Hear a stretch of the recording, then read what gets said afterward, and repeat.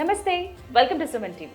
తెలంగాణ రాష్ట్రంలోనే అత్యద్భుతంగా ఎంతో ఘనంగా జరిగేటువంటి గిరిజన జాతర సమ్మక్క సారలమ్మ జాతర. ఎంత వైభవంగా జరుగుతుందో కదా. ఎంతో మంది భక్తజనం దేశ విదేశాల్లో ఉన్న వాళ్ళందరూ కూడా ఈ జాతర సమయానికి వాళ్ళ సొంత ఊర్లకు చేరుకుంటారు.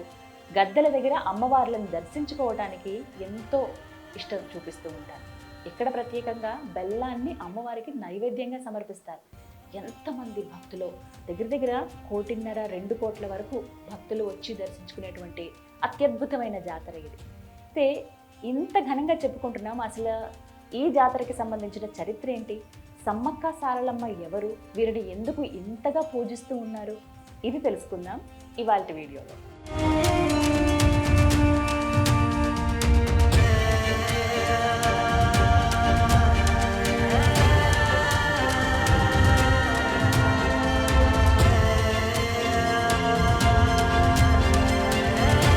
సమ్మక్క సారలమ్మల గురించి అంటే ఈ మేడారం జాతర గురించి కోయ పురాణం ఒక విధంగా చెబుతోంది, అలాగే చరిత్ర ఇంకో విధంగా చెబుతోంది.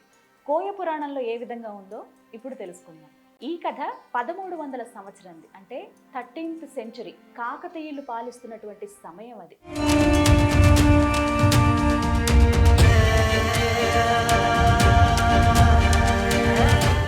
బయ్యక్కపేట అనే ఒక గుట్ట, అది కంప్లీట్గా పూర్తిగా ఒక అడవి అన్నమాట. ఈ ప్రాంతంలో కోయదొర ఉండేవాళ్ళు. వారు వారి భార్య ఎంతో భక్తి శ్రద్ధలతో అమ్మవార్లకి నాగేంద్రుడికి పూజిస్తూ ఉండేవాళ్ళు. ఆ కోయదొరకి ఎంతో కాలం పాటు సంతానం లేదు. ఇలా ఎంతో బాధపడుతూ, మేము ఇంతగా దేవుళ్ళు లేనమై ఉంటామే, ఇంతగా మేము భక్తిపూర్వకంగా ఉంటామే, ఎవరికి ఏ హాని చేసేవాళ్ళం కాదు, అయినా మాకెందుకు సంతానం కలగలేదని చెప్పి ఆ దంపతులిద్దరూ కూడా ఎప్పుడు బాధపడుతూ ఉండేవాళ్ళు. ఇలా బాధపడుతున్న క్రమంలో ఎన్నో పూజలు చేయటం ఇవన్నీ చేస్తూ ఉండేవాళ్ళు.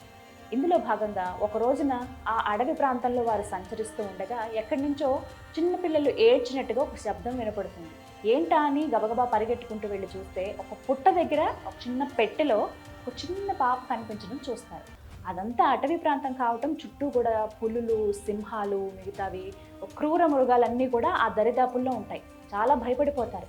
ఇదేంటి చిన్న పాప ఏమో ఇక్కడ కనపడుతుంది, చుట్టూ ఇన్ని అడవి మృగాలు ఉన్నాయని. అప్పటికే ఆయన కోయిదొర కావడంతో అడవిలో తిరిగేటువంటి మనుషులు కదా, ఎలా ఆ జంతువులు వచ్చినప్పుడు మెలగాలో వీళ్ళకి బాగా తెలుసు కాబట్టి వాటి నుంచి తప్పించుకుని లోపల దాకా వెళ్తే అక్కడ ఒక చిన్న పెట్టెలో ఆ పాపని ఇలా దగ్గరికి హత్తుకుంటారు.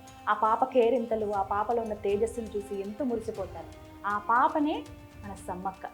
ఆ పాపకి వీళ్ళు ఒకటే పేరు పెట్టుకుంటారు. ఈ రోజున ఆ పాప దొరికింది కూడా మాఘ పౌర్ణమి రోజున. ఆ పుట్ట పైన, ఆ పుట్ట దగ్గరలో ఒక పెట్టెలో, అంటే మందసం అంటారు కదా, ఒక పెట్టెలో ఆ పాప దొరుకుతుంది. ఎంతో సంతోషించి ఉబ్బి తబ్బిబ్బైపోతారు. సంతానం లేని మాకు ఆ దేవుడే, ఆ నాగేంద్రుడు, ఆ అమ్మవారే మాకు ఇలా ఒక పాపని మాకు అందించారు, ఈ పాప రూపంలో అమ్మవారే మాతో ఉందని భావించి ఆ పాపని పెంచుకోవడం ప్రారంభిస్తారు. అంత చిరునవ్వులు చిందిస్తూ మాఘ పౌర్ణమి రోజునే దొరుకుతుందన్నమాట ఆ పాప. అందుకే ఇప్పుడు మనం చూస్తాం కదా, జాతర కూడా మాఘ పౌర్ణమికి 2 సంవత్సరాలకు ఒకసారి చాలా ఘనంగా జరుపుతూ ఉంటారు. ఆ పాపను చూసి ఇంకా ఆ అమ్మవారి, ఆ నాగేంద్రుడు దివ్య ప్రసాదంగా భావించి వారి ఇంటికి తీసుకెళ్ళి చక్కగా ఆ పాపను పెంచుతూ ఉంటారు. ఆ పెరుగుతున్న క్రమంలో ఆ పాప అంటే సమ్మక్క అని పేరు పెట్టుకుంటారు. ఆ సమ్మక్క అలా నెమ్మదిగా తనలో ఉన్న దైవత్వాన్ని, ఆ రూపాన్ని చూపించడం ప్రారంభిస్తుంది. అంటే ఎవరికైనా ఏమైనా అనారోగ్యం చేసినా, ఇప్పుడు కోయదొర ఆయన ఆ ఊరి అంటే ఆ ప్రాంతం అంతటికి పెద్ద వారి తండ్రి గారే. ఏదైనా కష్టం ఉన్నప్పుడు అక్కడికి వచ్చి వాళ్ళ తండ్రి గారికి చెప్పుకునేవాళ్ళు. వాళ్ళ తండ్రికి చెప్తూ ఉంటే ఆమె చాటి నుంచి విని, మీ కష్టం ఇది కదా, ఖచ్చితంగా ఇలా చేయండి తీరిపోతుందని సలహాలు ఇచ్చేది. అంత చిన్న వయసులోనే చాలా ఎంతో మంచి మేధాశక్తితో ఉండేది. భలే తెలివిగా మాట్లాడుతుంది, మాకున్న సమస్యలన్నీ తీరుస్తుంది, తను ఎవరినైనా ముట్టుకున్న అనారోగ్యంతో ఉన్న వాళ్ళని వాళ్ళకి నయం అయిపోవడం, ఇలా తనలో ఉన్న ఆ దైవత్వాన్ని చూపించడం ప్రారంభిస్తే ఎంతో గొప్పగా నువ్వు నిజంగా మా దేవతవమ్మ అంటూ ఆ గ్రామంలో ఉన్నటువంటి ప్రజలు ఎవరైతే ఉంటారో వాళ్ళందరూ కూడా ఆమెను ఎంతో ఇష్టంగా, ప్రేమగా చూసుకునేవాళ్ళు. ఈ క్రమంలోనే ఆమెకి ఇష్టమైనటువంటి ఆహారాలు తనకి తినిపించడం, ఆమెతో ఎక్కువసేపు గడపడం, మాట్లాడడం చేసేవాళ్ళు. ఇలా ఉన్న సమ్మక్క నెమ్మదిగా ప్రజలకు కొద్దిగా దూరంగా వెళుతూ ఆ అడవి ప్రాంతాల్లో తిరగటం ప్రారంభించింది. అవి చూసిన తల్లిదండ్రులు ఎంతో బాధపడేవాళ్ళు. ఇదేంటమ్మా నువ్వు ఇక్కడ తిరుగుతున్నావు, అడవిలో మంచిది కాదు, ఇక్కడ అన్ని కూడా క్రూర మృగాలు ఉంటాయి, నువ్వు ఇక్కడ ఉండడం కరెక్ట్ కాదు, మనం ఇంటికి వెళ్ళిపోదాంరా అని అంటే, మీరు మర్చిపోయారా, చిన్నప్పుడు నేను దొరికిందే ఒక మందసంలో, నా చుట్టూనే ఎన్నో క్రూర మృగాలు అడవిలో ఉన్నట్టుగా ఉండేవి, నా చుట్టూ ఉండేవి, అప్పుడే భయం లేదు నాకు, ఇప్పుడు ఇంకెందుకు భయం అని ఆమె సమాధానం ఇచ్చిందట. అది చూసి నిజంగా ఆశ్చర్యపోయారు తల్లిదండ్రులు ఇద్దరూ కూడా. అలా విన్న తర్వాత లేదు లేదు నేను ఉండాల్సింది, నేను పెరగాల్సింది ప్రకృతి మధ్యలో అని చెప్పి ఆమె ఒక గుట్ట దగ్గరికి వెళ్ళిపోయి అక్కడే ఉండడం ప్రారంభించింది. సరే, ఇక ఆమె అంతగా చెబుతున్నప్పుడు మళ్ళీ తనకు అడ్డు చెప్పడం అనేది తల్లిదండ్రులకు ఇష్టం లేదు.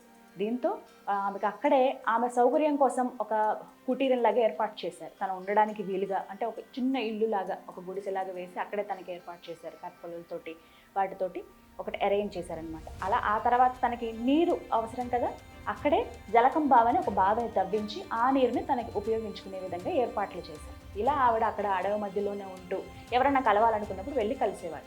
ఇలా కాలక్రమేణా అలా జరుగుతూ ఉండగా వివాహం చేయాలి, అమ్మాయి పెద్దదవుతుందని చెప్పి వాళ్ళు నిర్ణయించుకుని ఇలా మీకు వివాహం చేద్దాం అనుకున్నామంటే ఆమె అంగీకారంతో పగిడిద్దరాజు అనే వారికి ఇచ్చి అమ్మవారికి అంటే సమ్మక్కనిచ్చి వివాహం జరిపిస్తారు. ఆ తర్వాత వారికి 2 సంతానం కలుగుతారు. ముందుగా సారలమ్మ, అలాగే జంపన్న. జంపన్న చాలా చాలా బలవంతులు, ఎంతో ధైర్యంగా ఉండేవాళ్ళు. ఏదొచ్చినా, ఏ సమస్య వచ్చినా వెంటనే ఎదుర్కొనే విధంగా అంత ధైర్యంగా, అంత దృఢంగా ఉండే మనిషి అనమాట సమ్మక్క కుమారుడు జంపన్న. ఇంకా ఆ తర్వాత సారలమ్మ, అలాగే వారి కూతురు. ఈ పెరుగుతున్న క్రమంలో పగిడిద్దరాజుతో పాటుగా సమ్మక్క కూడా ప్రజలతో పాటు మమేకమయ్యి వాళ్ళకు ఉన్నటువంటి సమస్యలను తీరుస్తూ ఎంతో, అంటే తలలో నాలుకలాగా ఉంటారని అంటారు కదా, ఏదైనా విషయం వచ్చినా కూడా వెంటనే స్పందించడం, వాళ్ళకి సాల్వ్ చేయడం, ప్రాబ్లమ్స్ ఏమున్నా ఇలా చేస్తూ అంటే వాళ్ళందరికీ కూడా ఒక దైవంగా ఆమె పిలువబడుతూ ఉండేది. ఇక ఆ తర్వాత సారలమ్మ కూడా పెళ్లి వయసు వచ్చేటప్పటికి ఆమెకు గోవిందరాజు అనే వ్యక్తితోటి వివాహం జరిపిస్తారు. ఈ విధంగా వాళ్ళ వివాహం జరిగిందనమాట. మొత్తంగా సమ్మక్క, సాధారణంగా మనం వింటూ ఉంటాం సమ్మక్క సారక్క అంటే అక్క చెల్లెళ్ళు అని చెప్తూ ఉంటారు చాలామందికి అదే భావన కూడా ఉంటుంది. కానీ వారిద్దరూ కూడా తల్లి కూతుర్లు, సమ్మక్క కుమార్తె సారలమ్మ, సారక్క అని కూడా అంటారు. ఇలా వాళ్ళ వివాహం జరిగింది, సారలమ్మ వివాహం గోవిందరాజుతో. ఈ కథ అంతా కూడా మనకి కోయ పురాణంలో చెప్తారనమాట. అంటే ఈ ఒక్కటి చూసుకోండి, మొదటి నుంచి బయ్యక్కపేట అక్కడ ఆమె జననం కానీ, ఇప్పటికీ కూడా పుట్టుగద్దె అని చెప్పి ఆమె ఉన్నటువంటి ప్రాంతంలో, ఆమె పుట్టినటువంటి ప్రాంతం కానీ, ఆ తర్వాత ఈ చిలకల గుట్ట, ఇవన్నీ ఆమె పెరిగిన ప్రాంతం కానీ, జలకం బావి, ఇవన్నీ కూడా ఉన్నాయి. ఇవన్నీ కూడా మనకి ఆ పురాణాలు, కోయ పురాణంలో కనిపిస్తాయి అన్నమాట. దీన్ని బట్టి మా ఇంటికంటే మమ్మల్ని అందరినీ కోసం, మా కోసం అని మమ్మల్ని రక్షించడానికి వచ్చినటువంటి ఒక కుటుంబంగా ఏర్పడిన అమ్మవారే, వనదేవతే ఈ సమ్మక్క సారలమ్మలు వనదేవతలు అని చెప్పి భావించి అప్పటి నుంచి ఇలా పూజలు చేయడం ప్రారంభించారనమాట. ఇది కోయ పురాణంలో ఉన్నటువంటి గాథ. కోయ పురాణం ఒక విధంగా చెప్తే, ఇక చరిత్ర కూడా ఇంకో విధంగా ఉంది. అయితే కొంత ఇందులో మార్పు మనకి కనిపిస్తుంది. చరిత్రకారులు చెప్పిన దాన్ని బట్టి అయితే 13వ శతాబ్దం అని చెప్పాను, అంటే 1300 ఇయర్ అది. అయితే ఆ సంవత్సరంలో కాకతీయ రాజైన ప్రతాపరుద్రుడు పాలించేటువంటి సమయం అది. అయితే వారికి సామంతరాజుగా పగిడిద్దరాజుని చెబుతూ ఉంటారు. అంటే సమ్మక్క భర్త ఎవరైతే ఉన్నారో పగిడిద్దరాజు, వారు ప్రతాపరుద్రుడికి సామంతరాజుగా ఉన్నారన్నమాట. ఈ పగిడిద్దరాజు ఈ ప్రాంతాన్ని, కోయదరులు కావచ్చు, కోయవాళ్ళు ఉండేటువంటి ఈ అడవిలో ఉన్నటువంటి ఈ ప్రాంతాన్ని పాలించేవాళ్ళు. అయితే అక్కడ ప్రతి ప్రాంతంలో మనకి తెలుసు కదా, పురాణాల ప్రకారంగా, చరిత్ర ప్రకారంగా చూసుకుంటే కనుక ఖచ్చితంగా రాజుకి కప్పం కట్టాల్సిన పరిస్థితులు ఉంటాయి. అంటే ఈ ప్రాంతం నుంచి ఎంతైతే కప్పం కట్టాలో అంత ఖచ్చితంగా నెల లేకపోతే ఇన్ని రోజులకని చెప్పి అంత కప్పాన్ని సమర్పించేవాడు. సామంతరాజులు ఎవరైతే ఉంటారో ఆ ప్రాంతంలో ఉన్న రాజులు, మెయిన్ రాజు ఎవరైతే ఉంటారో వాళ్ళకి సమర్పించాల్సి ఉంటుంది. అదేవిధంగా ఈ ప్రాంతానికి కూడా, ఇప్పుడున్నటువంటి పగిడిద్దరాజు పాలించేటువంటి ప్రాంతానికి కూడా కప్పం కట్టాలి. వాళ్ళు ఆ కప్పం తీసుకెళ్ళి ప్రతాపరుద్రుడికి ఇవ్వాల్సి ఉంటుంది. అయితే కొన్ని రోజులుగా కప్పం కట్టకుండా ఉంటారు. ఈ విషయం ప్రతాపరుద్రుడికి తెలిసి, ఇదేంటిది, ఈ ప్రాంతం నుంచి ఎన్నో రోజులుగా ఇలా కప్పం కట్టకుండా ఉన్నారు, ఇది కరెక్ట్ కాదు కదా, అంటే మన రాజ్యంలో ఈ విధంగా ఉన్నారా, ఇది కరెక్ట్ కాదని చెప్పి ఒకసారి వెళ్ళి మాట్లాడడానికి పంపిస్తే, మాకు చాలా కరువు కటకాల్లో మేము ఉన్నాము, ఎంతో నష్టం వచ్చింది మాకు, మేము కట్టలేమని చెప్తే, ఇలా ఎదురు సమాధానం మీరు రాజుకి చెప్తారా అని చెప్పి ప్రతాపరుద్రుడు కోపంతో చాలా చిన్న ప్రాంతం అది, ఆ ప్రాంతం మీద దండయాత్ర చేస్తారు. తనకున్నటువంటి దాదాపుగా ఉన్న సైన్యాన్ని అంతా కూడా ఆ ప్రాంతానికి పంపించి వాళ్ళందరినీ కూడా ఈ విధంగా సమాధానం చెప్పడం నాకు నచ్చలేదు, మీరు వారిపై దండయాత్ర చేయండి అని చెప్పి వాళ్ళందరినీ కూడా కోపంతో ప్రతాపరుద్రుడు పంపిస్తాడు అనమాట. ఇక రాజే దండయాత్రకు ఆ ప్రాంతానికి పంపించడంతో రాజు, అంటే ప్రధానంగా పగిడిద్దరాజు ఎవరైతే ఉన్నారో ఆ ప్రాంతాన్ని అంతా కాపాడాలనే ఉద్దేశంతో ఎక్కడికక్కడ ఆయన అలర్ట్ చేయడం స్టార్ట్ చేస్తారు. కాకపోతే ఆ ప్రాంతంలో ఉన్న వాళ్ళకి ఏమీ తెలియదు, కత్తి పట్టడం తెలియదు, ఎలా యుద్ధం చేయాలో తెలియదు. వాళ్ళ బ్రతుకులు వాళ్ళు ఏదో చిన్న బ్రతుకులు, వాళ్ళు ఏదో చిన్న పనులు చేసుకుని ఆ పూటకు గడిచిందా లేదు ఇలా ఉండేవాళ్ళు. వాళ్ళ చదువు సందులు ఏది ఉండేవి కాదు కదా, ఎంత తెలియని అమాయకంగా ఉండేవాళ్ళు. అలాంటి వాళ్ళు పాలిస్తూ ఉన్నారు. అలాంటి వాళ్ళ మీద కోపంతో, అహంకారంతో ప్రతాపరుద్రుడు దండయాత్రకి పూనుకుంటాడనమాట. ఇది నచ్చక చాలా వరకు, అంటే వీళ్ళ ఫ్యామిలీ ఏదైతే ఉందో, పగిడిద్దరాజు, వారి కుమార్తె సారలమ్మ, వారి అల్లుడు గోవిందరాజు, వీళ్ళందరూ కూడా వీళ్ళు ముందుకు వస్తారు. ముందుకు వచ్చి ముందుగా సారలమ్మ మా ప్రజల్ని మేము రక్షించుకుంటామని ముందుకు వచ్చే క్రమంలో ఆవిడ్ని ఆ యుద్ధంలో చంపేస్తారు. ఇక ఆ తర్వాత జంపన్న అత్యంత బలవంతుడు, శక్తివంతుడు కూడా, ఆయన్ని కూడా చంపేస్తారు. అది అది నిజంగా చాలా బాధాకరమైన విషయం. అంటే యవ్వనంలో ఉన్నాడు, చాలా దృఢంగా ఉంటాడు మనిషి, నేను వెళ్తాను యుద్ధానికి, మన ప్రజల్ని రక్షిస్తానని తను ముందుకు వచ్చినప్పటికీ అసలు ఫలితం ఉండదు, ఆయన్ని కూడా చంపేస్తారు. ఇక ఆ తర్వాత పగిడిద్దరాజు రాజే యుద్ధానికి వెళ్తాడనమాట. ఈ విధంగా మా ప్రజల్ని కాపాడుకోవాలనుకుంటున్నాను నేను, మీరు ఇలా చేయడం కరెక్ట్ కాదన్నా సరే ఇంకా ఇంకా మంది మార్బలాన్ని ప్రతాపరుద్రుడు పంపుతూనే ఉంటాడు. ఈ విధంగా కప్పం కట్టకపోవడం అనేది నిజంగా ఒక దుశ్చర్య, మళ్ళీ తిరిగి సమాధానం ఇవ్వడం కూడా ఇంకా ఇంకా దుశ్చర్య అని చెప్పి అప్పుడు ఈ యుద్ధంలో పగిడిద్దరాజు కూడా దుర్మరణం పాలవుతారు. ఇది తెలుసుకున్న సమ్మక్క యుద్ధ రంగంలోకి దిగుతుంది. అసలు ఏంటిది అంటే, నా కుటుంబం పోయినా పర్వాలేదు కానీ నా ప్రజల్ని నేను రక్షించుకోవాలి. రాజు తర్వాత రాణి కదా, రాజు లేనప్పుడు రాజుగా యుద్ధం చేయాల్సి ఉంటుంది. అదే ఆలోచనతో ఆమె యుద్ధరంగంలో దిగి యుద్ధం చేస్తూ ఉంటుంది. ఆమె ఎంత దారుణంగా ఆమెని హింసిస్తారంటే, కానీ ఆమె తన చేతులతో ఎంతోమందిని మట్టు పెట్టింది కూడా. అంత ధైర్యశాలి సమ్మక్క. అసలు ఎవరూ ఊహించరు ఒక మహిళ ఈ విధంగా యుద్ధం చేస్తుందని. అక్కడికి ప్రతాపరుద్రుడే ఆశ్చర్యపోతాడు. ఇలా అక్కడ సమ్మక్క అని ఎవడున్నారు, రాణి, ఆవిడ ఎంతో యుద్ధం చేస్తున్నారు, మేమందరం తాళలేకపోతున్నాం అని చెప్పి రాజుకు కూడా సమాచారం అందిస్తారు. ఇలా ఎంతోమందిని అలా చంపిన తర్వాత ఎంతోమందిని మట్టు పెట్టాక ఆమె అలసిపోతుంది ఆ యుద్ధరంగంలో. తన ప్రజల్ని కాపాడుకున్నాను కదా ఒక ఆనందం ఆమెలో ఉన్నప్పటికీ ఆమె ఒళ్ళంతా కూడా తూట్లులాగా పడిపోతుంది. మొత్తం రక్తం కారుతూ అలాగే నెమ్మదిగా నడుచుకుంటూ ఆమె ఒక గుట్ట వైపు వెళ్ళిపోయింది. అదే చిలకల గుట్ట. ఆ చిలకల గుట్ట దగ్గర నెమ్మదిగా అలా నడుచుకుంటూ వెళ్తూ ఉంటే నెమలి నార అని ఒక చెట్టు ఉంటుంది అక్కడ. ఆ చెట్టు దగ్గరికి వెళ్ళిన తర్వాత ఆమె ఉన్నట్టుండిగా మాయమైపోయింది. అయితే ప్రజలు ఎవరైతే అమ్మ మమ్మల్ని కాపాడింది, తన ప్రాణాలు తన కుటుంబం అంతా కూడా పణంగా పెట్టింది ఆ సమ్మక్క తల్లి ఎక్కడ అంటూ ప్రజలందరూ కూడా ఆమెను వెతుక్కుంటూ ఆ గుట్ట పైకి వెళుతూ ఉంటారు. ఎక్కడ చూసినా కనపడదు. అయితే ఆమె రక్తపు మడుగులు కావచ్చు, ఆ అడుగులు ఏవైతే ఉన్నాయో అవి కొంత దూరం వరకు కనపడతాయి కానీ ఇంకొంత దూరం తర్వాత కనిపించవు. అలా దగ్గరికి వెళితే ఆ నెమలినార చెట్టు దగ్గర ఒక కుంకుమ భరణి కనిపిస్తుంది.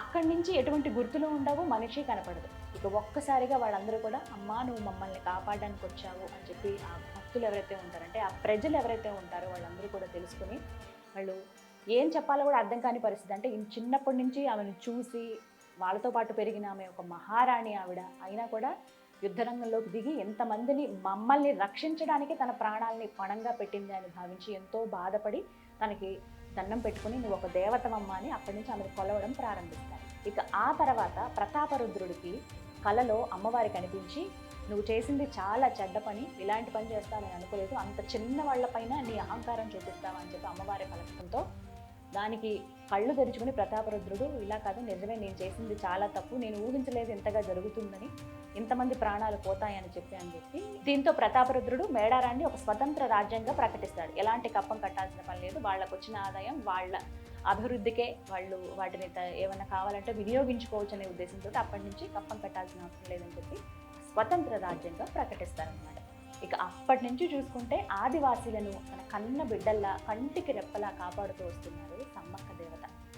ఇందులో భాగంగానే ఎంత ఘనంగా జరుగుతుందో కదా జాతర. 4 రోజులు చాలా చాలా ముఖ్యమైనవి.